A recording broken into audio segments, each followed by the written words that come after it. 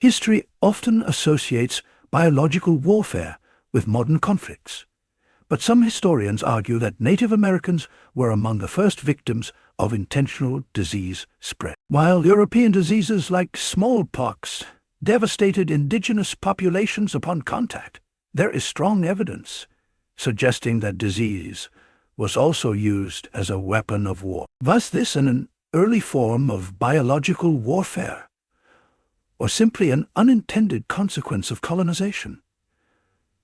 Smallpox was the deadliest disease introduced to native populations, wiping out an estimated 90% of some tribes. While some outbreaks were unintentional, historical records suggest that in certain cases, disease was deliberately spread. One infamous example is the 1763 incident at Fort Pitt, where British officers discussed using smallpox-infected blankets to weaken Indigenous resistance. Colonel Henry Bouquet is documented in a letter suggesting, "We shall try to inoculate the Indians by means of blankets." Some historians argue that these cases were isolated, and that the rapid spread of disease was primarily due to lack of immunity.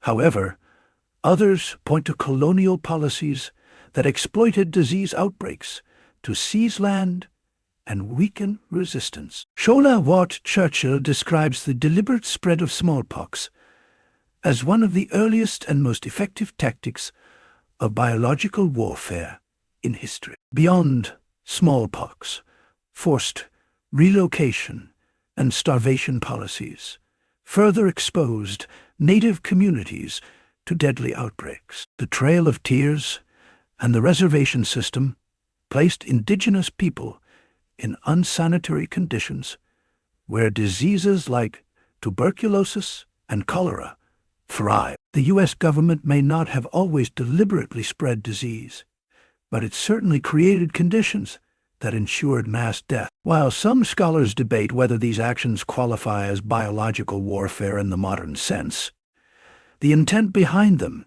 is undeniable.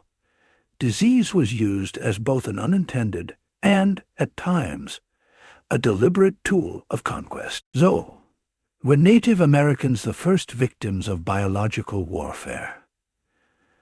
The evidence suggests that while disease was not always weaponized, it was certainly exploited as a tool of colonization. The real question is, how do we recognize these historical injustices and their lasting impact today?